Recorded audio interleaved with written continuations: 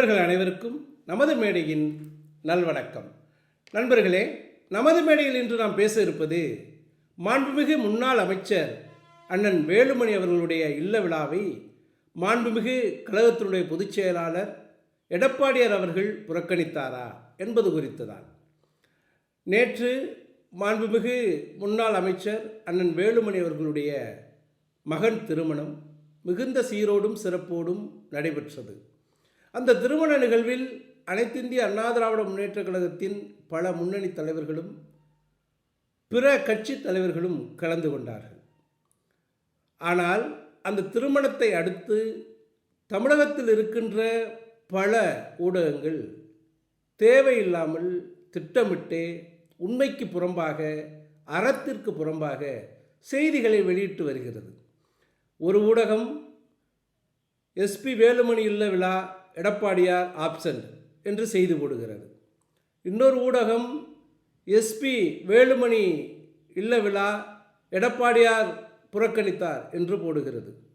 இன்னொரு ஊடகம் எஸ்பி வேலுமணி இல்ல விழாவில் எடப்பாடியார் கலந்து கொள்ளாத நிலையில் பாஜகவினுடைய தலைவர்கள் அனைவரும் கலந்து கொண்டார்கள் என்று போடுகிறது.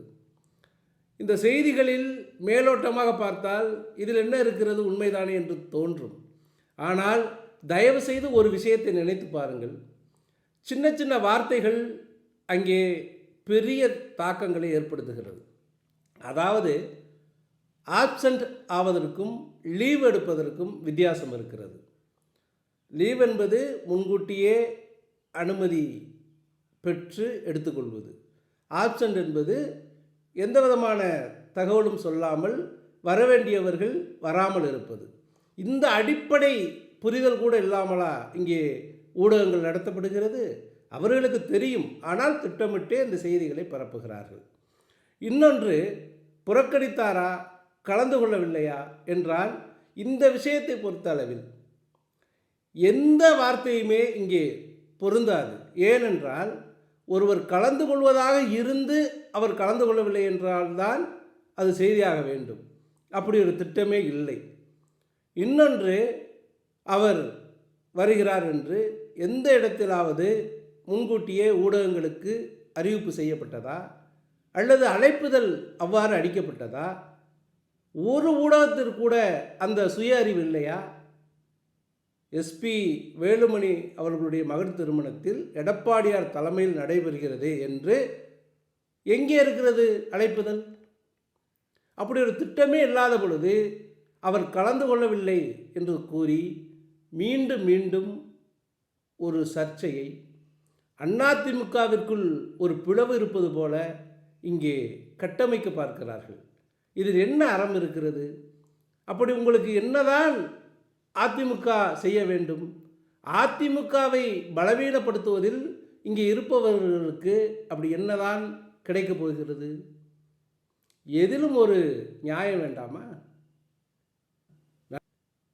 நன்றாக சிந்தித்து பாருங்கள். ஏற்கனவே தமிழகம் முழுவதும் இருக்கின்ற கழகத்தின் நிர்வாகிகளுக்கு அழைப்புதல் கொடுக்கப்பட்டு இருக்கிறது. அந்த அழைப்புதலை எல்லாம் வாங்கி பாருங்கள். வருகின்ற 10ஆம் தேதி கோவை கொடிசியா மைதானத்தில் மிக பிரபாண்டமான அளவில் எடப்பாடியார் அவர்கள் கலந்து கொள்ளும் திருமண வரவேற்பு நிகழ்வு நடக்க இருக்கின்றது. அதில் அவர் கலந்து கொள்ள இருக்கிறார். இதுதான் திட்டம். திருமணம் செய்பவர் எதை எப்படி செய்ய வேண்டும் என்று அவர் திட்டமிடுகிறார்.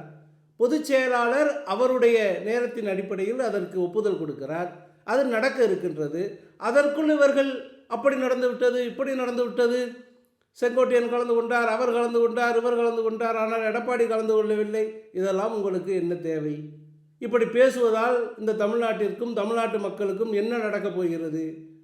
மக்களுடைய பிரச்சனை கண்டுகொள்ளப்படாமல், செவிசாய்க்கப்படாமல் பல பிரச்சனைகள் ஆங்காங்கே நடந்து கொண்டே இருக்கின்றது. அதற்கு உங்களுடைய நேரத்தை செலவு செய்யுங்கள். இங்கே தொடர்ந்து விவாதிப்பது தேவையற்ற செய்திகள், தேவையற்ற பிரச்சனைகள். எந்த ஊடகத்தை எடுத்தாலும் சீமான், விஜயலட்சுமி. அப்படி இல்லை என்றால் அதிமுகவிற்குள் பிளவு அல்லது சுணக்கம் இருவேறு அணிகள், அப்படி இப்படி என்று ஒரே கற்பனையில் தான் இங்கே ஊடகங்கள் ஓடிக்கொண்டிருக்கிறது. உண்மையோடு இருக்க வேண்டும் ஊடகம். ஊடகத்தினுடைய அறம் என்ன? சமூகத்தில் நடக்கின்ற அனைத்து விஷயங்களையும் ஆராய்ந்து அலசி அதில் எது உண்மை, எது மக்களை சென்றடைய வேண்டும்.